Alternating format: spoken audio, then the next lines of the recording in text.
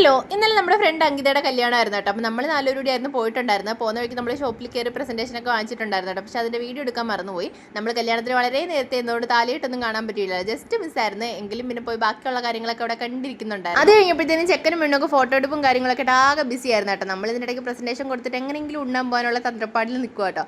അങ്ങനെ പ്രസൻറ്റേഷനൊക്കെ കൊടുത്ത് നമ്മൾ ഫോട്ടോ ഒക്കെ എടുത്തിട്ട് ഉണ്ണാൻ പോയിട്ടുണ്ടായിരുന്നു. നമ്മൾ ഏതാണ്ട് ലാസ്റ്റ് പന്തി ആയപ്പോഴാട്ടോ ഉണ്ണാൻ കയറിയിട്ടുണ്ടായിരുന്നു. എല്ലാവരോടും കാര്യം പറഞ്ഞിരുന്നപ്പോൾ സമയം പോയത് അറിഞ്ഞതേ ഇല്ല. അങ്ങനെ വലിയ ഒന്നും ഇല്ല. നമ്മൾ കയറി സീറ്റിൽ ഇരുന്നിട്ടുണ്ടായിരുന്നു കേട്ടോ. ഇതിനിടയ്ക്കാണെങ്കിൽ 3 പപ്പടം എനിക്ക് കിട്ടിയെന്ന് പറഞ്ഞ ദൈവം അതൊക്കെ പൊക്കി കാണിക്കുന്നുണ്ട്. അങ്ങനെ കുറച്ച് നേരം കഴിയുമ്പോഴത്തേക്കും നമ്മുടെ കറിയും ചോറും എല്ലാം വന്നിട്ടുണ്ടായിരുന്നു കേട്ടോ. അങ്ങനെ പപ്പടവും പരിപ്പൊക്കെ കൂട്ടി അങ്ങോട്ട് കുഴച്ച് കഴിച്ചിട്ടുണ്ടായിരുന്നു. പണ്ടൊക്കെ കല്യാണത്തിന് ഉണ്ടോണ്ടിരിക്കുമ്പോൾ എവിടെന്നെങ്കിലും ക്യാമറാമാനെ ലൈറ്റ് ഓടിച്ചുകൊണ്ട് വരും. അത് കാരണം നമുക്ക് മനസ്സമാനത്തിൽ കഴിക്കാൻ പോലും പറ്റുന്നില്ലായിരുന്നു. എന്തായാലും ഇപ്പോൾ ഈ ഇടയായിട്ട് ആ ഏർപ്പാടൊന്നും കാണാനേ ഇല്ല കേട്ടോ. അങ്ങനെ ചോറ് വെച്ച് കഴിഞ്ഞപ്പോഴത്തേക്കും നമ്മുടെ പായസം വന്നിട്ടുണ്ടായിരുന്നു കേട്ടോ. അടപ്രഥമനായിരുന്നു എൻ്റെ ഫേവറേറ്റ് പായസം കേട്ടോ. പിന്നെ കടച്ചക്ക പായസവും ബോളിയും ഉണ്ടായിരുന്നു. അതുകൂടി കഴിച്ച് കഴിഞ്ഞാൽ ലാസ്റ്റ് ഇതേ പച്ചമോരോടി വന്നപ്പോൾ നമ്മുടെ സദ്യ കൂടി സമ്പൂർണ്ണമായിട്ടുണ്ടായിരുന്നു.